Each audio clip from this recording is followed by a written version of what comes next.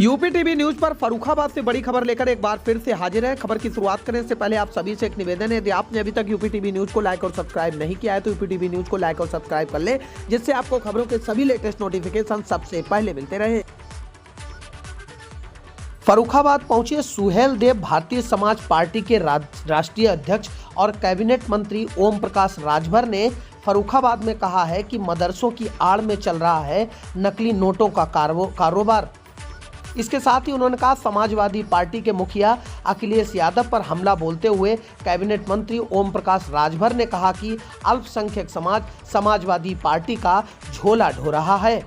Suhel Dev Bharatiya Samaj party के राष्ट्रीय अध्यक्ष ओम प्रकाश राजभर ने अमृतपुर में एक सभा के दौरान सपा मुखिया पर हमला बोला है। उन्होंने कहा, अखिलेश सरकार हिंदू मुस्लिम दंगे कराकर राजनीति करती थी और मदरसों की आड़ में नकली नोटों का कारोबार किया जा रहा है।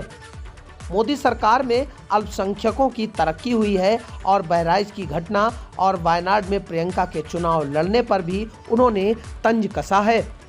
बुधवार को पत्रकारों में बातचीत के दौरान ओम प्रकाश राजभर ने कहा कि सपा सरकार में करीब 815 दंगे हुए थे।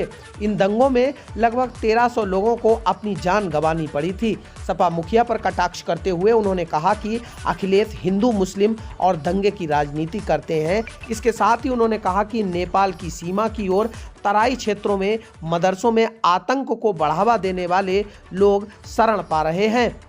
बहराइच में हुई राम गोपाल मिश्रा की हत्या के सवाल पर कैबिनेट मंत्री ने कहा कि दंगे में कोई यादव मारा जाता तो अखिलेश यादव का बयान आता, उन्हें अन्य जातियों से कोई भी लेना देना नहीं है।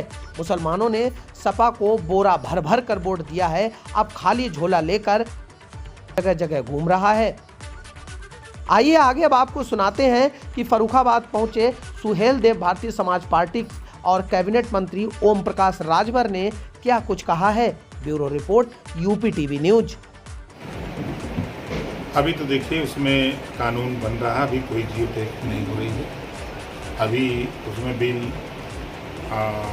जो लाया गया है उसमें विपक्ष की मांग थी कि इसको जो है संसदीय समिति को सौंप दिया जाए, तो सौंप दिया गया। 3 महीने में रिपोर्ट आती है। एक मांग चल रही है, जिस तरीके से वक्फ बोर्ड बना उसी तरह सनातन बोर्ड बनना चाहिए। अब वो इस देश में तो बहुत मांग उठ रही है, तो मांग उठने से क्या है। ये उपचुनाव सर पे हैं, कुछ प्रदेश की राजनीतिक स्थिति के बारे में कहना चाहेंगे। देखिए, उपचुनाव तो हमेशा हुए हैं, होते रहेंगे। इस उपचुनाव से न सरकार को गिरना है न किसी को सरकार बनाना है। उपचुनाव में जो टिकट वितरण हुआ उससे आप संतुष्ट हैं? 100% संतुष्ट।